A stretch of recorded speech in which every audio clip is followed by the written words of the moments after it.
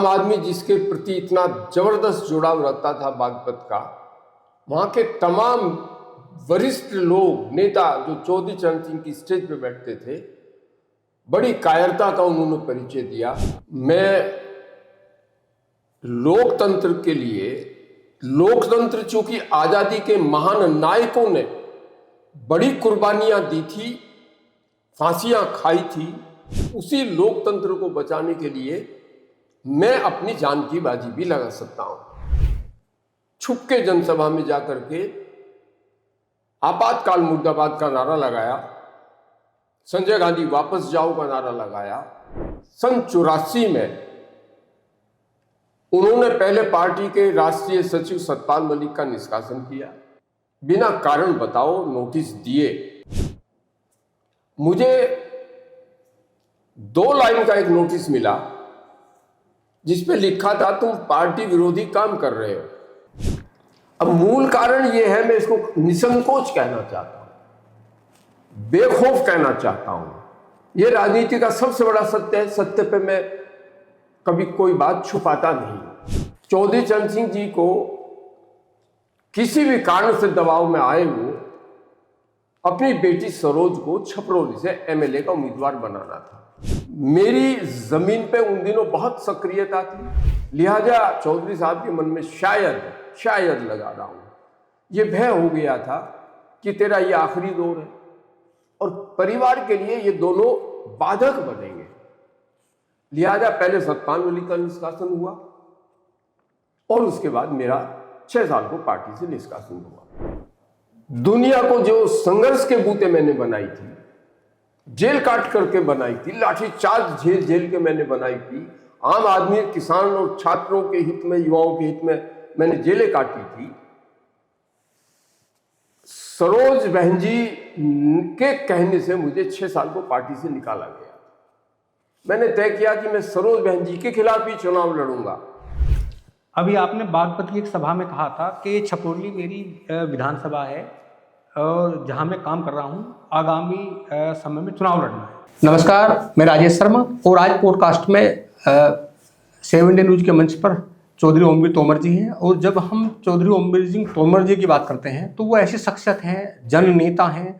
लगातार उन्होंने छात्रों की लड़ाई लड़ी, बेरोजगारी की लड़ाई लड़ी और तमाम उन सब मुद्दों को उठाया आजीवन। लगातार जब इमरजेंसी का दौर था तो उस समय जेल भी गए और लगातार संघर्ष करते रहे, किसानों के लिए लड़ते रहे, छात्रों के लिए लड़ते रहे। तो आज हम उनसे बात करते हैं। सर, आपका स्वागत है पॉडकास्ट में। धन्यवाद।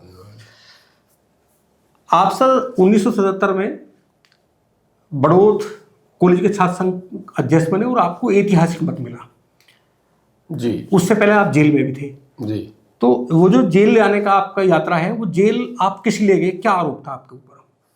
मूलतः सन 75 में 74-75 में छात्र समस्याओं को लेकर छात्रों ने गुजरात और बिहार में छात्र आंदोलन प्रारंभ किया। छात्र आंदोलन जब प्रारंभ हुआ, काफी छात्रों ने उसमें साझेदारी की। उन्होंने जयप्रकाश नारायण जी को छात्र आंदोलन में शामिल कर लिया। उनकी बिहार में पटना में गांधी मैदान में विशालतम सभा हुई। उस विशालतम सभा के माहौल को देख के सरकार बौखला गई। बिहार प्रदेश की उन्होंने वहां लाठीचार्ज कर दिया और दुर्भाग्य से जयप्रकाश जी जैसे समाजवादी देश के बड़े नेता और आजादी के भी बहुत बड़े नेता, उनके सिर में लाठी लग गई, खून निकल आया, वो गिर पड़े और हल्ला मच गया। उसके बाद पूरे देश में छात्रों में आक्रोश फैल गया। ना सिर्फ छात्रों में बल्कि युवाओं में भी आक्रोश फैल गया और जयप्रकाश जी को पूरे देश से निमंत्रण आना प्रारंभ हो गए। छात्रों के उस प्रारंभ के आंदोलन ने जिसमें जयप्रकाश जी जैसे बड़े नेता को लाठी लगी, पूरे देश में छात्रों को, युवाओं को आह्वान करके इकट्ठा कर दिया और पूरे देश में आंदोलन फैलता चला गया, उनको निमंत्रण आते चले गए। मुझे भी ये सौभाग्य हासिल हुआ कि मैं बड़ौत में जयप्रकाश नारायण जी की एक जनसभा, जो विभिन्न समस्याओं को लेकर के उठा रहे थे, उन्होंने फिर वो छात्रों से लेकर के वो पूरे व्यवस्था पे बहस का आंदोलन बना दिया। आम आदमी का आंदोलन हो गया, उसमें बड़ी तादाद में आम आदमी भी शामिल होता चला गया। सौभाग्य से मैंने बड़ौत में जयप्रकाश जी को आमंत्रित किया। उस आमंत्रण में चौधरी चरण सिंह जी को भी मैंने आग्रह किया और सतपाल मलिक जी को आग्रह किया। तीनों नेता बड़ौत में विशाल जनसभा में शामिल हुए। मैं इसको बहुत फक्र और गर्व के साथ कह सकता हूं कि मुझे ये अवसर प्राप्त हुआ कि मैंने जयप्रकाश जी और चौधरी चरण सिंह जी जैसे बड़े नेता, और उस वक्त बहुत पॉपुलर हो गए थे सतपाल मलिक जी भी, उनको आमंत्रित किया। बहुत विशाल जनसभा हुई। जयप्रकाश जी के इस मूवमेंट ने पूरे देश में हलचल मचा दी, और जब इस हलचल को देखते हुए सरकार को ये लगा कि ये मूवमेंट बढ़ता ही जा रहा है, उधर राजनारायण जी ने इंदिरा गांधी जी के खिलाफ वो चुनाव लड़े थे, उनके खिलाफ उन्होंने कोर्ट में एक मुकदमा दायर कर दिया कि इंदिरा गांधी जी ने सत्ता का दुरुपयोग किया है अपने चुनाव में, और उन्होंने कुछ उसमें हवाले भी दिए कि ये दुरुपयोग हुआ है। बहरहाल हाई कोर्ट ने उनके खिलाफ सबूतों को लेकर के श्रीमती इंदिरा गांधी जी का चुनाव अवैध घोषित कर दिया। उस अवैध चुनाव को घोषित होते ही विपक्ष ने मांग की कि इंदिरा गांधी जी को प्रधानमंत्री पद से अपना त्याग पत्र दे देना चाहिए। इंदिरा गांधी जी और उनके सलाहकारों ने तय किया कि इस विचित्र परिस्थिति में क्या किया जाए। फैसला हुआ कि हम ऊपर की कोर्ट में जाएंगे और तब तक के लिए क्या किया जाए, ये दृष्टि बना करके उन्होंने ये महसूस किया कि यदि इस्तीफा दे दिया गया तो बहुत खराब स्थिति हो सकती है। लिहाजा उन्होंने देश में आपातकाल की घोषणा कर दी और लोकसभा का समय 5 वर्ष का होता है चुने जाने के बाद उन्होंने उसको 6 वर्ष का कर दिया। उस वक्त देश के सिर्फ दो सांसदों ने अपने पदों से लोकसभा के त्यागपत्र दे दिए, ये कहते हुए कि हमको जनता ने सिर्फ 5 साल के लिए चुना था। पहले थे मधुलिमयी जी और दूसरे थे शरद यादव जी। दोनों ने त्यागपत्र दिए। जो नेता जहां था, जिस जगह था, रात को 12 बजे उनकी पहचान करके उनकी तमाम की गिरफ्तारियां जो जहां मिला वहीं से कर ली गई। अगले दिन हम लोगों के भी वारंट हो गए और फरारी के दौर में कोशिश करते रहे हम कि जनता खड़ी हो इस तानाशाही के खिलाफ।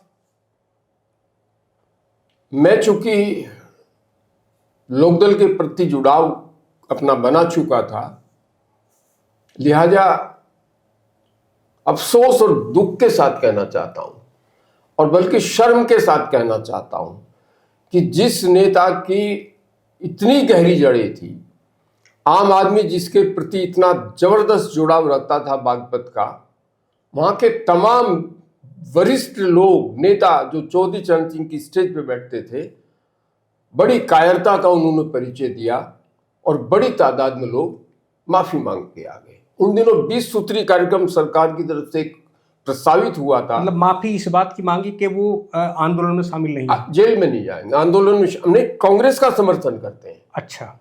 20 सूत्री एक फॉर्म छपवाया गया था, उस पर दस्तखत करवाते थे प्रशासन के लोग। मुख्यतः उसमें कौन कौन लीडर होंगे? नाम तो माफी के साथ मैं चाहता हूं कि ना लूं जी।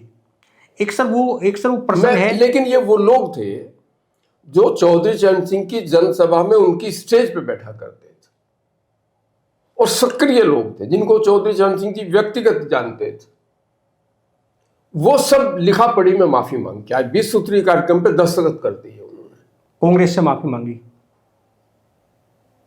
कांग्रेस से उन्होंने, कांग्रेस ही फार्म छपवा के, कांग्रेस ने ही छपवाया था फार्म और प्रशासन के लोग लेके जाते थे, जैसे कि पटवारी से लेकर के कानूगो तक।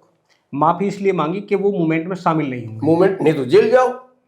दो ही रास्ते थे उस वक्त, या तो आपातकाल में जेल जाना पड़ेगा या इस 20 सूत्री कार्यक्रम पे आप दस्तखत करो, आपका पीछा छूट जाएगा, जेल जाने की जरूरत नहीं आई। एक सर आपका वो याद है वो प्रसंग कि आप जेल से आए थे और इमरजेंसी के दौर में जब बड़ौत में संजय गांधी की सभा हो रही थी तो आपने सभा को डिस्टर्ब किया था।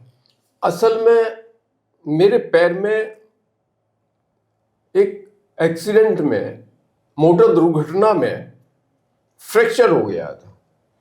दिल्ली इरविन हॉस्पिटल का में उसका इलाज हुआ, ऑपरेशन हुआ, उसमें एक स्टील नेल डाल दी गई थी। जब मैं आपातकाल में मेरठ की जेल में था तो वो स्टील नेल दर्द कर गई और डॉक्टर जब आते थे हॉस्पिटल में, उन्होंने चेक किया, उन्होंने मुझे रेफर कर दिया मेरठ मेडिकल कॉलेज में जाओ। मेडिकल कॉलेज में भेजा गया।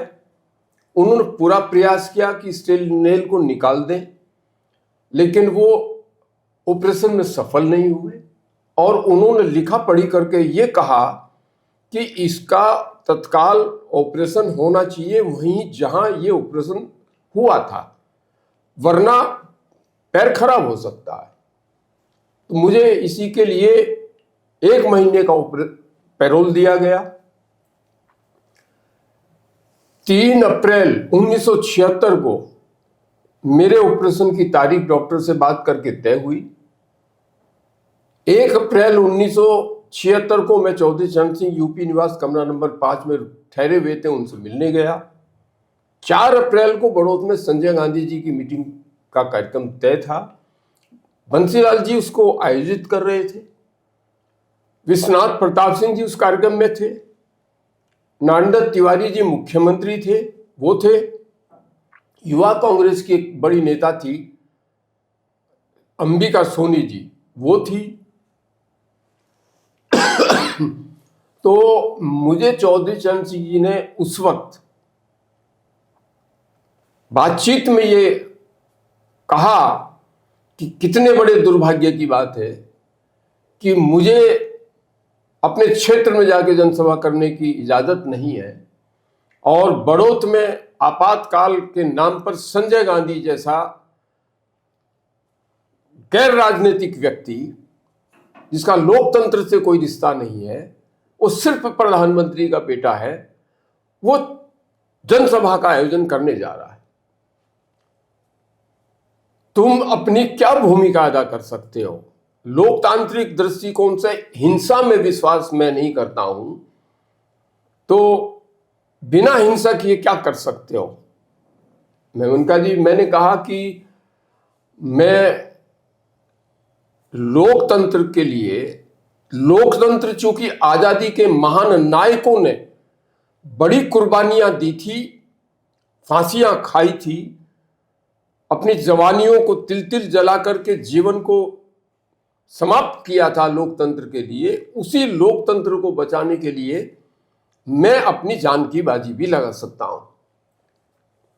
लिहाजा मैंने तय किया कि ऑपरेशन बाद में कराऊंगा और लोकतांत्रिक व्यवस्था को जिंदा रखने के लिए, आपातकाल को चेतावनी देने के लिए, संजय गांधी जैसे गैर राजनीतिक व्यक्ति जिसका लोकतंत्र में यकीन नहीं है, उसकी जनसभा को मैं बाधित करके ये साबित करूंगा कि बागपत की जमीन आजादी के महान नायकों की जमीन है। दादा शामल के नेतृत्व में हजारों किसान लड़े थे, उनके नेतृत्व की जमीन है, लिहाजा वहां से प्रतिवाद की आवाज जरूर उठेगी। और ये मुझे सौभाग्य हासिल है कि मैं अकेला था जिसने छुपके जनसभा में जाकर के आपातकाल मुर्दाबाद का नारा लगाया, संजय गांधी वापस जाओ का नारा लगाया, इंकलाब जिंदाबाद और चौधरी चरण सिंह की जिंदाबाद का नारा लगाया, और मेरी उसमें गिरफ्तारी हुई। पैरोल पाए हुए तो फिर आप जेल चले गए। फिर दोबारा मैं जेल चला गया। बीबीसी से इसकी खबर थी। देश में सेंसरशिप होने के कारण यहाँ के अखबार और रेडियो कोई खबर नहीं देते थे।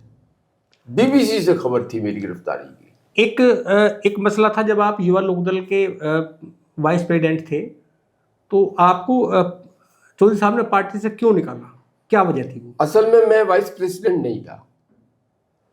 मैं और नीतीश कुमार जी, बिहार वाले मुख्यमंत्री जो हैं जी, और चितरंजन मोहिंती थे उड़ीसा के, जगदीश लाल श्रीवास्तव थे गोरखपुर के, ये चारों युवा लोकदल के राष्ट्रीय महासचिव थे।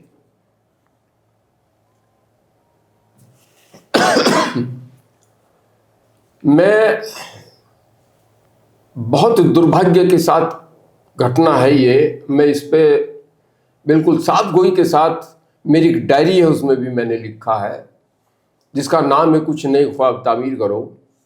सौभाग्य से मुझे इस पे हिंदी संस्थान उत्तर प्रदेश का एक बड़ा पुरस्कार भी मिला है। मैं राजनीति में बिल्कुल साफ और सच बोलने की आदत वाला हूं।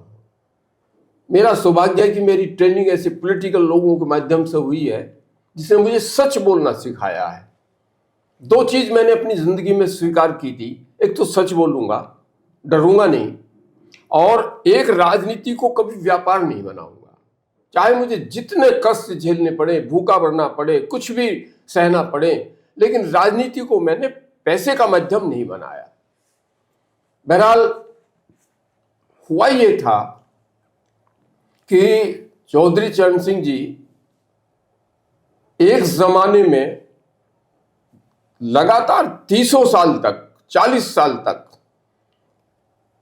परिवारवाद के खिलाफ भाषण करते थे और ये कहते थे अपनी हर जनसभा में कि गांधी जी ने ये गलती की थी कि उन्हें नेहरू जी को प्रधानमंत्री बनाने के बजाय सरदार पटेल जी को प्रधानमंत्री पद के लिए तय करना चाहिए था, चूंकि सरदार पटेल जी गांव के वातावरण को, गांव के किसान को, गांव की पूरी समस्याओं को ज्यादा जानते थे। एक पूरी मानसिकता बन गई पूरी पीढ़ियों की, जो चौधरी चरण सिंह बोलते हैं वो सत्य बोलते हैं। दुर्भाग्य ये हुआ कि 84 में, सन 84 में उन्होंने पहले पार्टी के राष्ट्रीय सचिव सतपाल मलिक का निष्कासन किया, बिना कारण बताओ नोटिस दिए। मुझे 2 लाइन का एक नोटिस मिला जिस पे लिखा था तुम पार्टी विरोधी काम कर रहे हो, और बड़ौत में मेरे आगमन पर जब मैं जनसभा करने के लिए आया था तो तुमने काले झंडे दिखाने का षड्यंत्र किया था।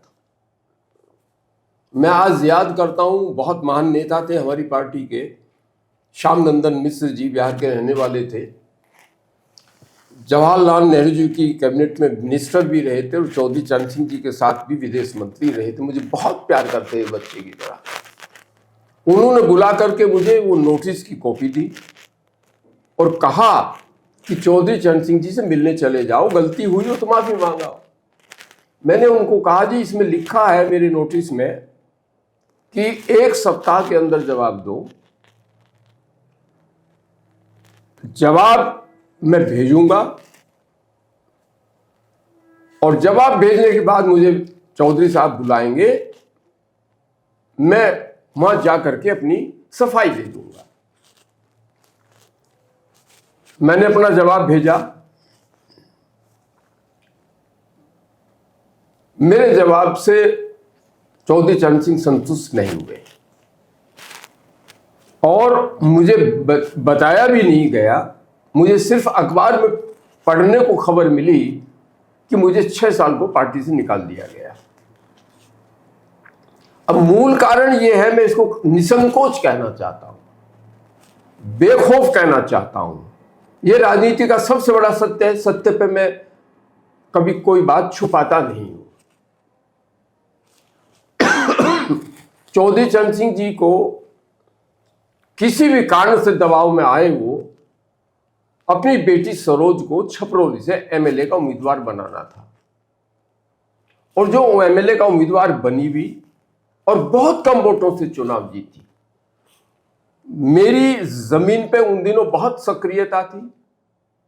ऊपर सतपाल मलिक जी का तारतम्य था, बहुत तरकीबी व्यक्ति थे वो। ऊपर वो जानते थे कि बहुत कैसे राजनीति की चीजों को हैंडल किया जाता है। हम दोनों की दोस्ती थी, लिहाजा चौधरी साहब के मन में शायद लगा रहा हूं, ये भय हो गया था कि तेरा ये आखिरी दौर है और परिवार के लिए ये दोनों बाधक बनेंगे।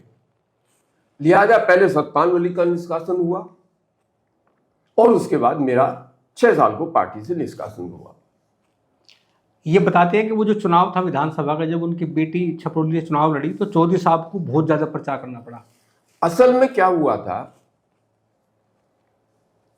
मेरी खबर अखबारों में श्रीमती इंदिरा गांधी जी ने पढ़ी थी। उन्होंने सतपाल मलिक जी को और मुझे दोनों को बुलाया। हम दोनों शाम को मिलने गए। मैं आज श्रीमती इंदिरा गांधी की स्मृति के सामने सिर झुकाना चाहता हूं। उस जैसी महान, बहादुर और अडिग नेता क्या मैं समझता हूं, उसके उनके जैसा प्रधानमंत्री जवाहरलाल जी के बाद, शास्त्री लाल बहादुर जी के बाद कोई नहीं हुआ देश में। उन्होंने बुला करके सतपाल मलिक जी को कहा कि मैं सतपाल को मैं राज्यसभा भेजूंगी और मुझे सामने बैठा के कहा कि मैं तुम्हें एमएलए का चुनाव लड़वाऊंगी। एक ये भी था किस्सा कि आपके लिए 2 विधानसभा पे, पहले किसी दूसरी विधानसभा में आपका नाम दिया, फिर आप गए तो फिर विधानसभा बदल दी। असल में हुआ ये था, मैंने तय किया था कि मैं चौधरी चरण सिंह के लिए अपनी जान की बाजी लगाई है।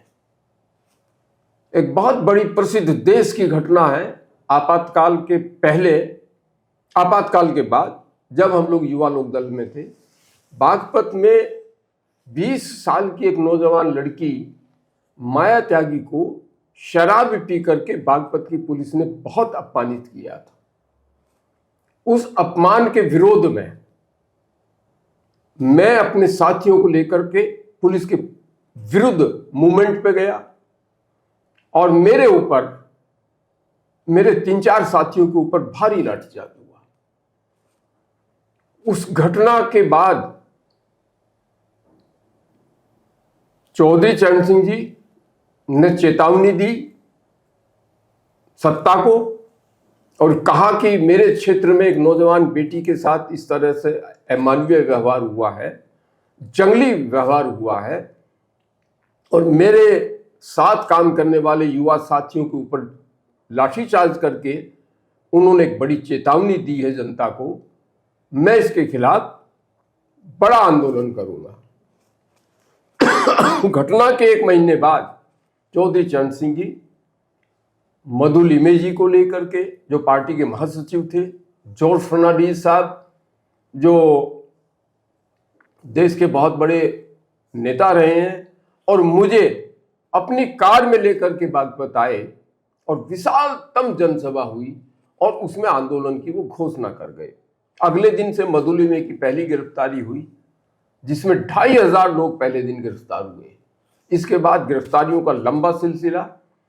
दुर्भाग्यपूर्ण बात यह रही कि मधु लिमे और रवि राय, जो समाजवादी आंदोलन के बहुत बड़े नेता थे, जो बाद में लोकसभा के अध्यक्ष भी रहे, स्वास्थ्य मंत्री रहे, सत्यनारायण रेड्डी जो पार्टी के राष्ट्रीय सचिव थे, बाद में गवर्नर भी रहे, उनके पैरों तक भी लाठियां से पीटे गए, बहुत लाठियां मारी गई, बहुत तमाम लंबा मूवमेंट चला जिसमें करीब करीब 60,000 लोग गिरफ्तार हुए, 15,000 महिलाएं गिरफ्तार हुई। आखिरी गिरफ्तारी की चेतावनी चौधरी चरण सिंह ने दी, वो अस्वस्थ हो गए।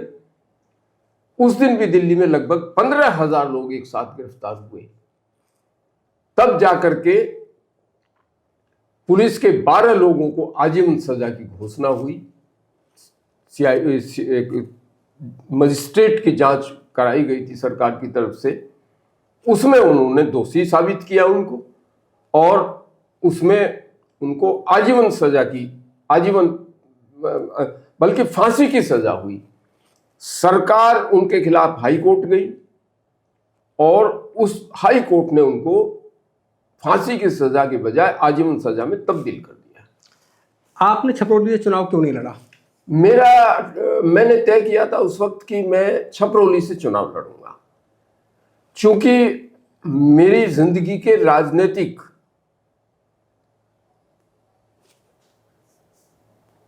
दुनिया को जो संघर्ष के बूते मैंने बनाई थी, जेल काट करके बनाई थी, लाठी चार्ज जेल के मैंने बनाई थी, आम आदमी, किसान और छात्रों के हित में, युवाओं के हित में मैंने जेलें काटी थी। सरोज बहन जी के कहने से मुझे 6 साल को पार्टी से निकाला गया था। मैंने तय किया कि मैं सरोज बहन जी के खिलाफ ही चुनाव लड़ूंगा। हार जीत की मुझे कोई परवाह नहीं है, क्योंकि वो मेरी जिंदगी की तबाही की प्रतीक है। मैं इसको प्रतिरोध के जरिए साबित करना चाहता हूं कि मैं उन्हीं के खिलाफ चुनाव लड़ूंगा। मेरा टिकट छपरौली से हो गया। पहले दिन मेरे दिमाग में आया कि चुनाव जो है वो निरर्थक संघर्ष का प्रतीक नहीं है। चुनाव जीतना होता है, और चुनाव जीतने के बाद अपनी राजनीतिक शक्तियों का जनता के लिए, क्योंकि चौधरी चरण सिंह जी ने हमको यही सिखाया था कि विरोध पक्ष अपनी जगह बहुत आवश्यक है, लेकिन सत्ता की दुनिया भी बहुत आवश्यक है, क्योंकि हम सत्ता में बैठ करके ही किसान का, आम आदमी का, छात्र का और समस्याओं का निदान कर सकते हैं। तो मेरे दिमाग में आया कि सत्ता में जाना है तो वो निदान करने हैं जो चौधरी चरण सिंह जी ने और समाजवादी आंदोलन के नेताओं ने हमको सिखाया था। लिहाजा मैंने एक दिन पहले सतपाल मलिक जी ने और मैंने जाकर के विश्वनाथ प्रताप सिंह जी की फाइल में चिट्ठी लगा दी कि अब मैं छपरौली के बजाय बरनावा चुनाव लड़ना चाहता हूं। ये इस कारण से तब्दील हुआ मेरा उम्मीदवारी का पक्ष। नहीं, छपरौली में डर था कि आप हार जाएंगे? बाई चांस डर तो नहीं था ज्यादा, लेकिन चौधरी चरण सिंह जी पूरा फोकस करेंगे अपनी बेटी के लिए। छपरौली है, वो बड़ा नाम है वो, तो मेरे दिमाग में ये था कि कहीं ना कहीं भूल चूक हो गए, चुनाव हार जाऊंगा तो नुकसान हो जाएगा पॉलिटिकल, सिर्फ ये था। फिर बरनावा से आप चुनाव लड़े? बरनावा से मैं चुनाव लड़ा। कितनी वोट से आप हार गए थे? मैं 4,000 के करीब वोटों से चुनाव हारा। लेकिन मेरा सौभाग्य ये है, चौधरी चरण सिंह जी के जिंदा रहते उन्हीं की छपरौली क्षेत्र की बराबर की विधानसभा थी बरनावा, मैं वहां 13 जाट गांव में चुनाव जीता।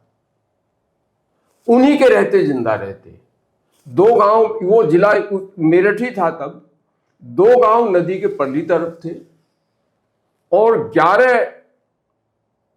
11 गांव नदी के इधर थे जिनमें मैं चुनाव जीता।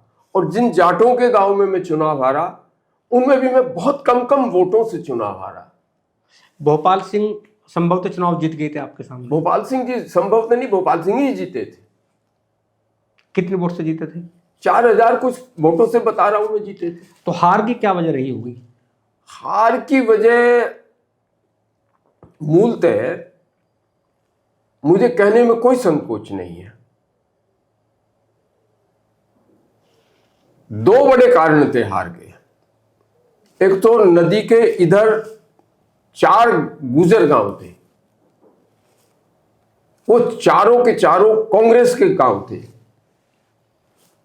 उन्होंने चौधरी चरण सिंह को भी कभी वोट नहीं किया। वहां मेरे पक्ष में हवा बन गई ऐसा आदमी जो नौकरी करते करते अपराध की दुनिया वाला था, उसका नाम लेना उचित नहीं समझता हूं मैं इस वक्त, उसको मेरे एक मित्र ने जिद करके वोटर लिस्ट दिलवा दी। और मेरा मित्र भी, वो मुझे नाम लेने में संकोच नहीं है, सतपाल मलिक जी थे। उन्होंने कहा कि इनको वोटर लिस्ट दे दो, तुम समझते नहीं हो, तुम्हारा पहला चुनाव है। उस आदमी के पास वोटर लिस्ट पहुंचने का बड़ा कारण बना मेरा चुनाव हार। वो अपराधी था, उन चारों गांवों में उसका बड़ा भारी भय था। उसने उन चारों गांवों में फोकस कर लिया मुझे ना चुनाव में वोट दिलवाने का। और वहां मैं विलंब से पहुंचा हूं 4 बजे। एक गांव ने चुनाव बहिष्कार कर दिया, वो वोट मुझे ही करना चाहता था। गुजर गांव था, चिरचिटा। उन्होंने कहा हम कांग्रेस के ही पक्ष में वोट करेंगे, लोकदल को हम वोट नहीं देंगे। तो उस आदमी ने उस गांव में डर होने के कारण उस गांव ने तय किया कि ये इससे गांव डरता है, लिहाजा हम इसका बहिष्कार कर देते हैं चुनाव का, एक पीछा छूट जाएगा हमारा। चिरचिटा उस गांव का नाम। एक गांव कैड़वा, वहां के लोग मेरे पक्ष में खड़े थे सब। वहां जाकर के उसके लोगों ने उस उम्मीदवार, उस आदमी के वोट, उसका नाम भी मैं ले देता हूं, कालूराम राणा था, पीएससी में नौकरी करता था। उसने वहां बूथ कैप्चर करा दिया। मैं 4 बजे पहुंचा, मेरे जाते ही सारे कैप्चर करने वाले भाग गए। बाहर लाइन लगी थी। लास्ट वोटिंग 5 बजे तक खत्म हो गया। 1 घंटे में सारे 500 वोट मुझे प्राप्त हुए अकेले को। कमाला जब मैं पहुंचा, गांवडी और कमाला का दोनों का एक साथ चुनाव था, तो वहां मैं जब पहुंचा, उन्होंने कहा जी सारा चुनाव समाप्त हो चुका, सारी वोट पड़ चुकी, आपको एक वोट नहीं है। सारा बूथ कैप्चर हो गया, एक एक वोट पड़ा है लोकदल को। वो गांव कांग्रेस के थे, वहां कैप्चर हो गया। इन सिर्फ 4 गांव के वोट ने मुझे चुनाव हराया। बस सबसे बड़ा कारण तो ये है। मैंने आपका फोटो देखा, तो फोटो में नीतीश कुमार जी और जो बिहार के मुख्यमंत्री हैं वर्तमान में, और केसी त्यागी जी, वो आपको रिसीव कर रहे हैं। तो वो क्या मसला था? असल में क्या था, सौभाग्य से उन दिनों युवा लोकदल बहुत गतिशील था और सारा युवा लोकदल इकट्ठे होकर के जो बातचीत करके फैसले करता था। चौधरी चरण सिंह जी युवा लोकदल के उन्हीं कार्यक्रमों को पूरे लोकदल से फॉलो कराते थे। उन दिनों युवा लोकदल ने चौधरी चरण सिंह के जन्मदिन पे कुछ सकारात्मक मूवमेंट चलाए और उन्होंने कहा कि जन जागरण करना है। जन जागरण जो है वो हवाई कारों से नहीं होगा, जनसंपर्क करना, गांव गांव जाना, तो पैदल चलना पड़ेगा। युवा लोकदल ने एक प्रस्ताव पास किया कि 200 किलोमीटर दिल्ली के चारों तरफ से विभिन्न जगहों से सब नेतागण पद यात्रा करते हुए गांव गांव जाएंगे, लोकदल का प्रचार करेंगे। शरद यादव जी आगरा से चले पैदल। मेरी जिम्मेदारी लगी सहारनपुर से। सहारनपुर में हमारी पार्टी के सांसद थे रशीद मसूद साहब उन दिनों। उन्होंने भाषण किया और हमारी पदयात्रा को हरी झंडी दिखाई। पूरे रास्ते गांव गांव 8-10 किलोमीटर हम लोग चलते थे। फिर रात को गांव में ठहरने की व्यवस्था होती थी, बीच में मीटिंग्स होती थी और जन जागरण होता था। सारे रास्ते भर इसी तरह से शामली और थाना भवन, शामली और बीच के तमाम जगहों पे जो वहाँ के क्षेत्रीय एमएलए थे पार्टी के, वो सब रिसीव करने पहुँचते थे और हमारे ठहरने और खाने के इंतजाम करते थे और मीटिंगों का इंतजाम करते थे।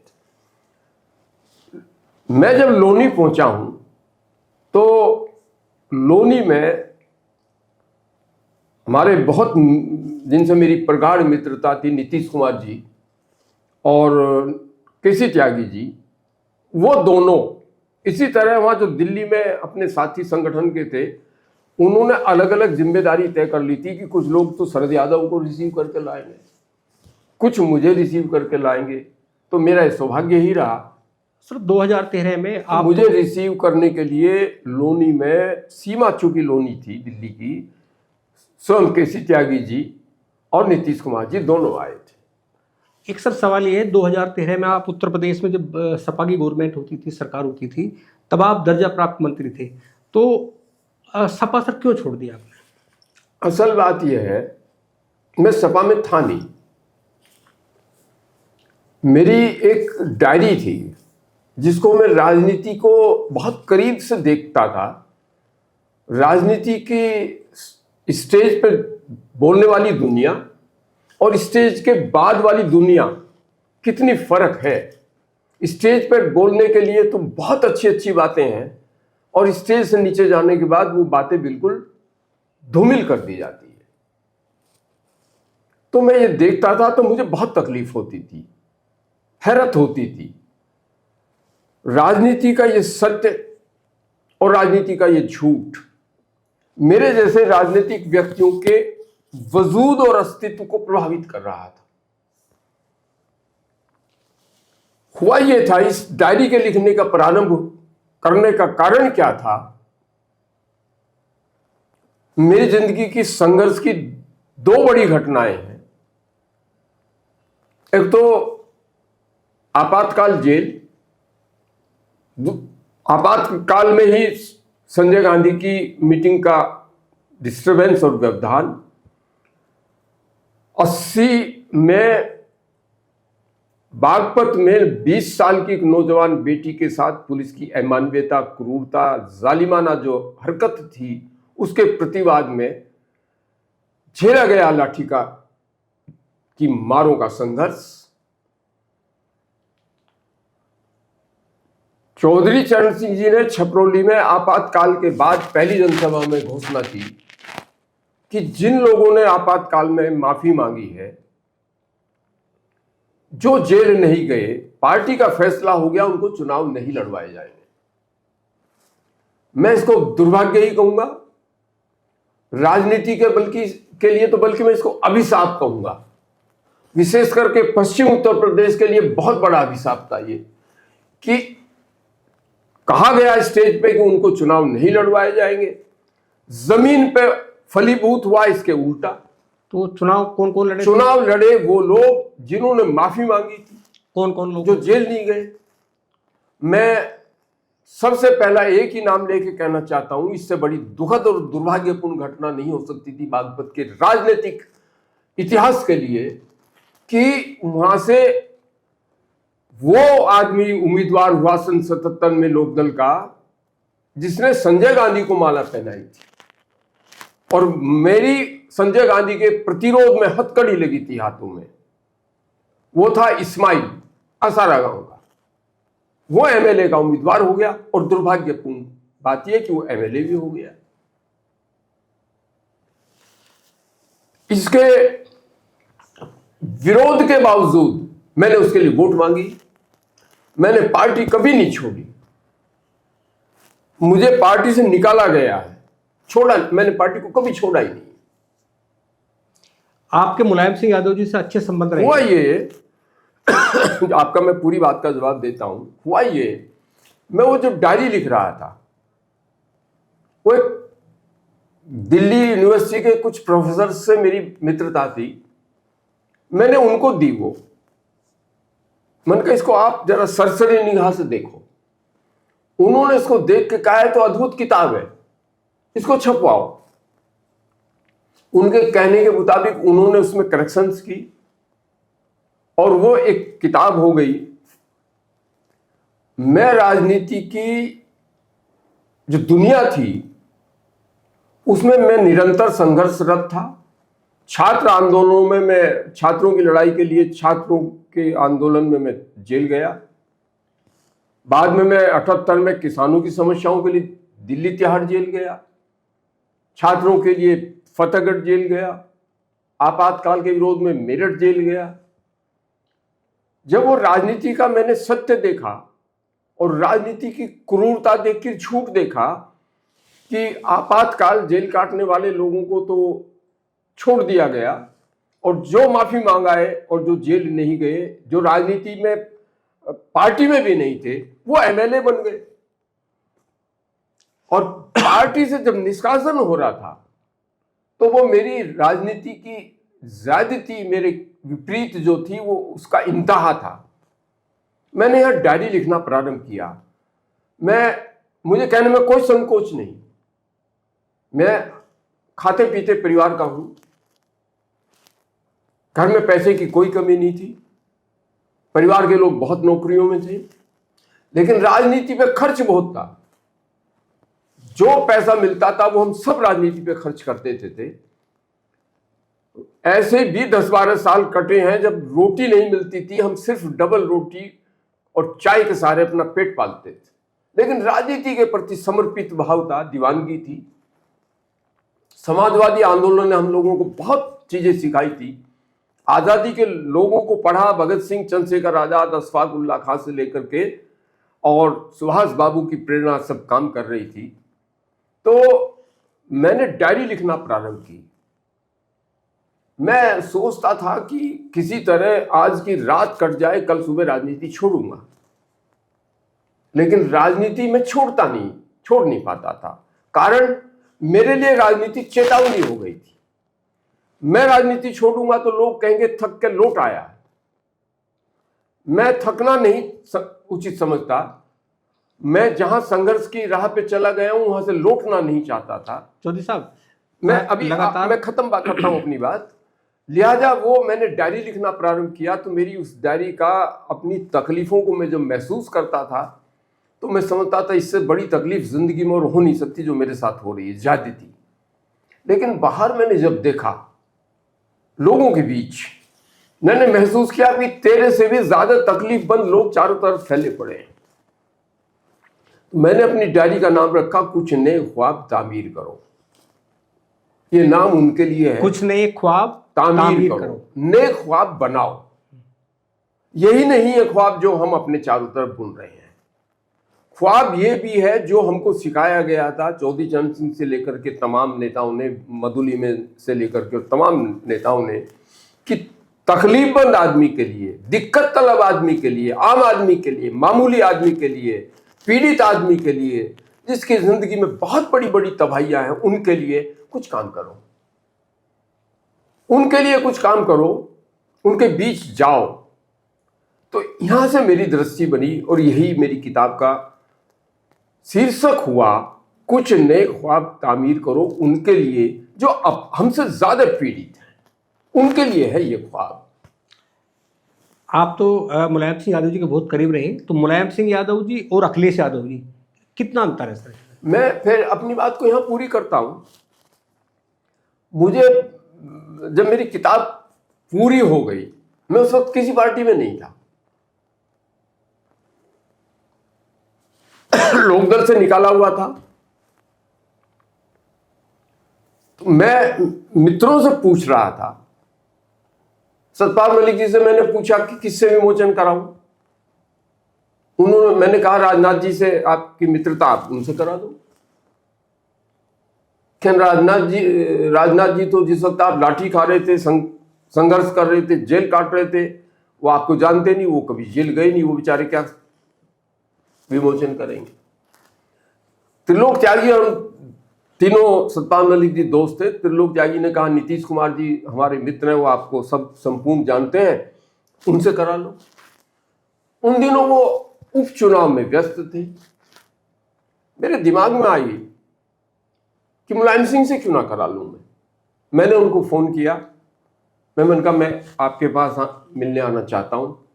उन्होंने कहा कितनी देर में आओगे? मैंने कहा जी आधा पौना घंटे में। उन्होंने कहा कि आ जाओ। मैं उनके घर 16 अशोक रोड रहते थे। वो मिलने पहुंचा तो बाहर मेरा नाम का मैसेज था।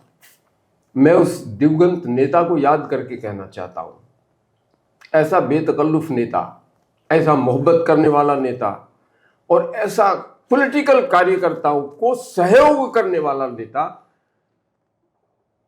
इक्का दुक्का ही होता है। मैंने उनको कहा कि मेरी ये किताब है, 1 जून 2013 को मैं होल बुक करा चुका हूं कॉन्स्टिट्यूशन क्लब। आप मेरी इस किताब का विमोचन करो। उन्होंने अपने ओएसडी, जो मुख्यमंत्री अखिलेश यादव जी के भी ओएसडी थे, गंगाराम, उनको फोन किया कि तारीख नोट करो, 1 जून को मुझे ओमवीर तोमर की किताब का विमोचन करने आना है। बहरहाल मैं उस नेता को इसलिए भी याद करना चाहता हूं कि उन्होंने मेरी किताब का विमोचन किया और वही घोषणा कर गए कि बहुत अद्भुत किताब है, मैंने पढ़ी है और मैं 100 किताबें खरीदूंगा। 1 महीने बाद उनका फोन आया कि ओमवीर तोमर तुम मिलने क्यों नहीं आए, तुम्हारी किताब पढ़ रहा हूँ, इतना अच्छा लिखा है, मिलने क्यों नहीं आए, कल आओ। मैं उनसे मिलने गया। उन्होंने फोन उठा करके अखिलेश यादव को फोन किया, अखिलेश कल ओमवीर तोमर को मंत्री बनाना है। मैं उनकी पार्टी में भी नहीं था, उनके लिए 1 दिन काम भी नहीं किया, सिर्फ किताब का विमोचन करके गए थे। उन्होंने मेरी 100 किताबें खरीदी और मुझे मंत्री बनाया। ऐसा अद्भुत व्यक्ति, मैं दुर्भाग्यपूर्ण घटना है ये मेरी जिंदगी की कि मुझे उन्होंने कहा कि मैं तुम्हें एमएलसी बना के कैबिनेट मंत्री बनाऊंगा, चूंकि तुम्हारे मित्र तो बहुत आगे हैं और तुम पॉलिटिकल साथी हो, तुम्हें तो बहुत अच्छे मौके मिलने चाहिए थे। बहुत खराब घटना यह हुई कि पारिवारिक झगड़ा हुआ और अखिलेश यादव जी ने अपने पिताजी को, जिसका सम्मान पूरे देश का सत्ता पक्ष और विपक्ष करता था, उनको उनके अध्यक्ष पद से भी हटा दिया और मुझे मंत्री पद से भी हटा दिया, इसलिए सिर्फ कि मैं मुलायम सिंह का आदमी था। हालांकि मैं झगड़े को एक करने के लिए प्रयासरत था और मैंने झगड़ा, मैं इस बात गर्व के साथ कह सकता हूं कि मैंने समाजवादी पार्टी के अंतर्कलह को मिटा करके मुलायम सिंह को इस बात के लिए तैयार किया कि आप नई पार्टी ना बनाओ।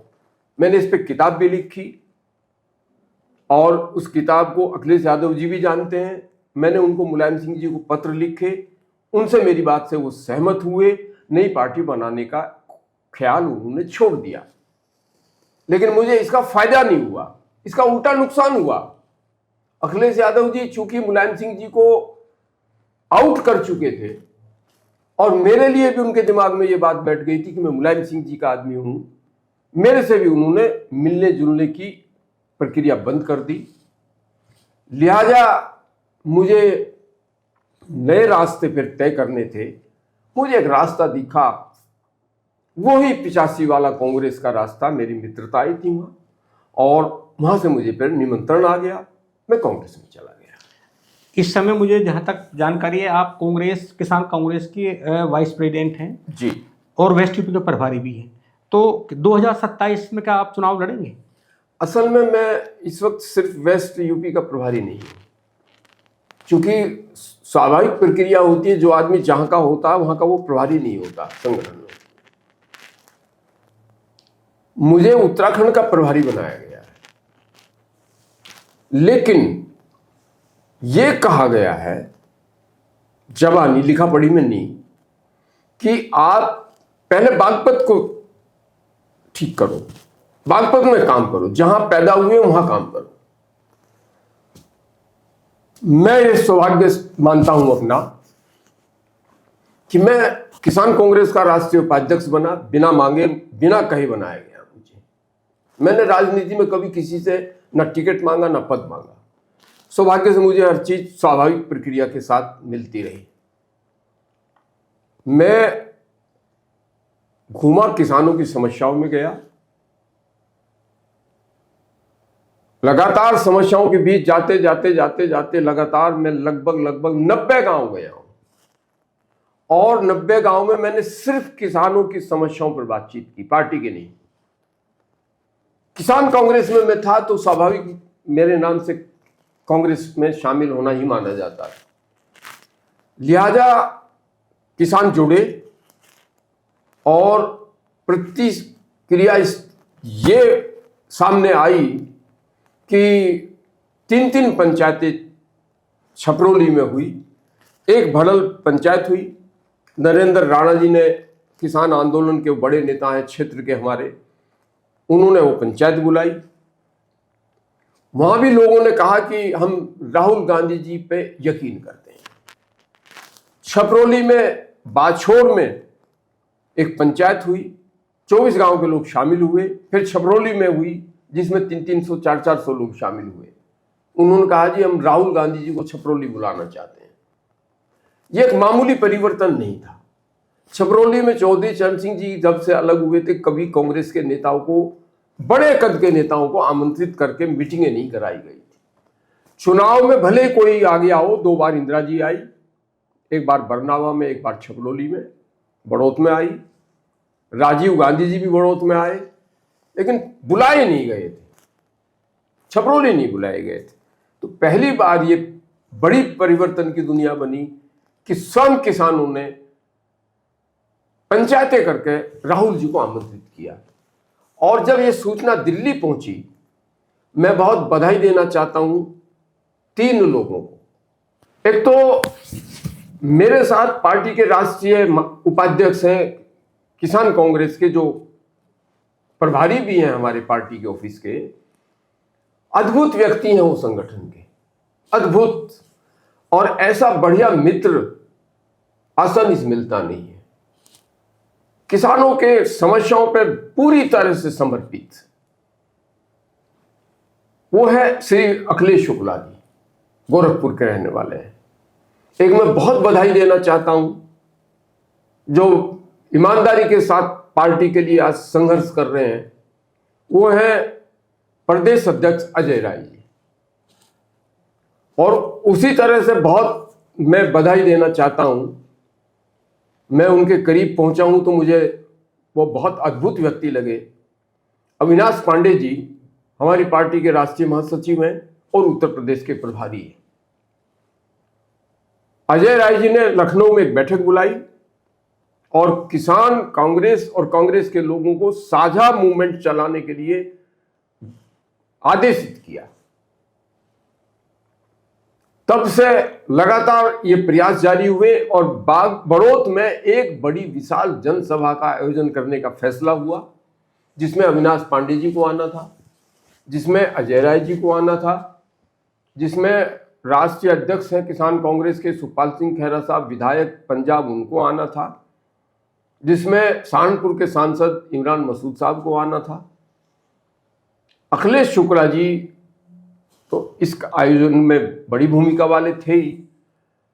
प्रशासन ने तय करने के बावजूद जवानी कहा लिख के नहीं दिया, लिहाजा वो कार्यक्रम स्थगित हुआ। तो बागपत में किसान कांग्रेस के बैनर पे हजारों लोगों का एक धरना हुआ और उस धरने का लाइव पूरी कांग्रेस के नेताओं ने, जिसमें श्री राहुल गांधी जी, जिसमें श्री मल्लिकार्जुन खड़गे साहब, जिसमें अजय राय जी, जिसमें अविनाश पांडे जी, सबने देखा। और उनकी तरफ से फिर एक निमंत्रण मिला कि छपरोली के खाप चौधरियों को, प्रमुख जाटों को 24 अकबर रोड लेके आओ। पहली बार 250 प्रमुख जाट, खाप चौधरी 24 अकबर रोड पे पहुंचे और यह अद्भुत कार्यक्रम था। उस दिन को मैं भूल नहीं सकता हूं और हमारे लोग भी याद करते हैं। मल्लिकार्जुन खड़गे साहब ने एक अभिनंदन पत्र, स्वागत पत्र अपने पॉलिटिकल सेक्रेटरी प्रणव झा साहब के हाथों भेजा, जिसको अविनाश पांडे जी ने सबको पढ़ के सुनाया। हमारी पार्टी के CWC के मेंबर हैं और बहुत इफेक्टिव और प्रभावी नेता हैं गुरदीप सिंह सप्पल साहब, ऑफिस के इंचार्ज हैं। उन्होंने लाल कारपेट बिछा के भाषण किया कि मैं लाल कारपेट बिछा के छपरोली बागपत जिले के जाटों का, खाप चौधरियों का स्वागत करता हूं। चौधरी वीरेंद्र सिंह हरियाणा, सर छोटू राम जी के देवते, उन्होंने भी भाषण किया किसानों के पक्ष में। अजय राय जी का भाषण हुआ, प्रणव झा साहब का भाषण हुआ और अखिलेश शुक्ला जी का भाषण हुआ। उत्तराखंड का प्रभारी की मेरी चिट्ठी भेजी गई है श्री मल्लिकार्जुन खड़गे साहब को, श्रीमती सोनिया गांधी जी को, राष्ट्रीय महासचिव वेणुगोपाल जी को। और उम्मीद है कि वो एक आध सप्ताह में वो चिट्ठी मुझे प्राप्त होगी, तब मैं उत्तराखंड में काम करने जाऊंगा। 2027 में चुनाव लड़ने का इरादा क्या है सर छपरली? असल में मैंने जिंदगी में कभी पार्टियों से टिकट नहीं मांगे, और पार्टियों से टिकट मांगने के पक्ष वाला मैं हूं नहीं। पार्टियां स्वाभाविक तौर पर जो काम करता है, जो संघर्ष करता है, सबका पता होता है, और पता होता है इसलिए मुझे संगठन में सदैव प्रमुखता दी जाती रही। अभी आपने बागपत की एक सभा में कहा था कि छपरली मेरी विधानसभा है और जहां मैं काम कर रहा हूं, आगामी समय में चुनाव लड़ना है। चुनाव लड़ने की बात मैंने नहीं कही, यह आपको शायद कहीं से गलत सूचना प्राप्त हो गई है। चुनाव लड़ने की बात मैंने बिल्कुल नहीं कही। चुनाव लड़ाना पार्टी का काम है, ये नेता तय करेंगे कि इसको कहां से लड़ना है। एक सर लास्ट सवाल है, मैंने जो कहा कि मेरी अभी जैसे मैंने बुढ़ाने में कहा कि मेरी चुनाव क्षेत्र का ये लड़का था। चुनाव क्षेत्र का इसलिए कहा है कि ये गांव उस वक्त छपरौली में नहीं थे, बरनामा में थे, ये अब छपरौली में है। एक सर लास्ट सवाल आपसे ये है कि चूंकि आपने बहुत संघर्ष किया, लंबे समय आपने राजनीति की और आप लगातार किसानों के लिए लड़े, आपातकाल में आपका लगातार संघर्ष रहा, माया त्यागी कांड को लेकर आप उसके मुख्य बिंदु थे जिन्होंने मुद्दा उठाया। उस दौर की राजनीति और आज की राजनीति, इसमें क्या अंतर आप समझते हैं? देखिए, तब की राजनीति और आज की राजनीति में जमीन और आसमान का फर्क है। तब राजनीति देश के लिए, आम आदमी की जिंदगी के लिए, समस्याओं के निदान के लिए लोग करते थे, और इनका लक्ष्य बड़ा था, दृष्टिकोण बड़ा था। वो निजी महत्वाकांक्षाओं की पूर्ति के लिए राजनीति नहीं करते थे। धन कहीं दूर तक भी ज्यादातर लोगों के दिमाग में नहीं होता था। गरीबी में रहना स्वीकार करते थे। मुझे कहने में कोई संकोच नहीं है, हम लोगों का आदर्श गांधी है। गांधी बहुत बड़े घर के थे। गांधी जी ने कहा कि मैं आम आदमी चूंकि इस देश का अच्छे घरों में नहीं रहता है, मैं उन्हीं के तरह के घर में रहूंगा। वो झोपड़ी में चले गए, मैं उन्हीं की वेशभूषा में रहूंगा, साधारण तरीके से जीवन व्यतीत करूंगा। ये दृष्टि हम लोगों ने भी बनाई, और आज राजनीति 5 स्टार हो गई। राजनीति में धन वैभव महत्वपूर्ण हो गया। 50 लाख 1 करोड़ तक की कार्य नेताओं के काफिले में है, और प्रदर्शन करने की चीज हो गई राजनीति की मेरे पास कितने बॉडीगार्ड हैं, कितने हथियारबंद लोग हैं, वही ताकत का प्रतीक बन गई। जबकि ये इस देश के नेताओं ने इसकी शुरुआत इस ढंग से नहीं की थी। तो आज राजनीति केवल प्रदर्शन का, धन वैभव का, अपनी हैसियत को साबित करने का लक्ष्य बन गई है। मैं इस तरह की राजनीति को स्वीकार नहीं करता। सर आप आए, आपने समय दिया, इसके लिए सर आपको बहुत बहुत धन्यवाद। और हम लोग क्योंकि जन नेता हैं चौधरी ओमवीर तोमर जी, उनसे बात हम लोगों ने की है पॉडकास्ट में, और चूंकि उनका संघर्ष लगातार संघर्ष किया, उन्होंने किसानों के लिए संघर्ष किया, उन्होंने छात्रों के लिए संघर्ष किया, उन्होंने देश के लिए संघर्ष किया, और जब जब राजनीति के हालात बिगड़े उसका उन्होंने विरोध किया, कई बार जेल गए, लगातार संघर्ष करते रहे। अब लगातार चूंकि इस समय किसान जो कांग्रेस किसान संगठन है उसमें आप किसान कांग्रेस में आप इस समय वाइस प्रेसिडेंट हैं, उत्तरांचल के प्रभारी हो, लगातार संघर्ष कर रहे हैं। सर आपको बहुत बहुत धन्यवाद। बहुत बहुत